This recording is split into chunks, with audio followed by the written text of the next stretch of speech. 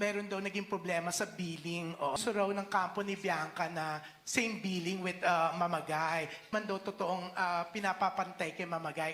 Is this true? Si Direk muna pasagutin ko, Direk. May I please speak first lang po sige, before si that? Bianca yan. I am shocked by the question po, no? But I would like to handle it as professional as possible. Yes. I believe po that the question is inappropriate for the event. And also, hindi ko po alam kung ano mararamdaman ko because that is, I do not have any idea about that. And I'm worried about how people in this room might take it, hearing it from a representative from the press. Yeah, pero we requested na medyo lakihan, na yun nga, so medyo nilakihan nga siya. Excuse me po. Apologies Pasensya na po. No, I would just like to clarify also that the opportunity to work with the superstar, with our national artist, is already a blessing. And it is an opportunity that I already knew na hindi ko po palalagpasin. Being with her on set was a masterclass for me and was a dream I never thought I would achieve this early in my career.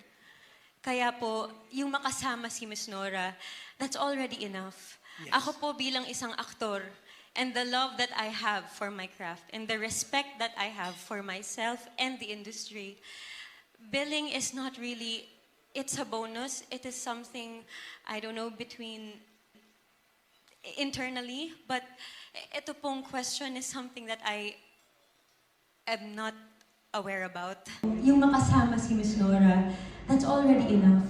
Yes. Ako po bilang isang aktor, and the love that I have for my craft, and the respect that I have for myself and the industry, billing is not really, it's a bonus. It is something, I don't know, between internally, but ito pong question is something that I am not aware about.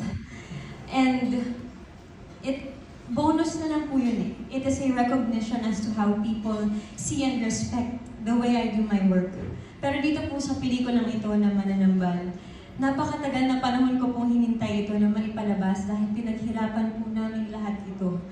At marami pong pinagdaanan ng pelikulang ito. At yung maipalabas po ito at makita, lalo po na ito po ang pagbabalik pelikula ni Miss Nora Aunor is all that matters. Maraming salamat. Yeah, very well said. Is na-explain mo. Kasi, pero direct yun nga, may gumawa po kasi ng issue, no?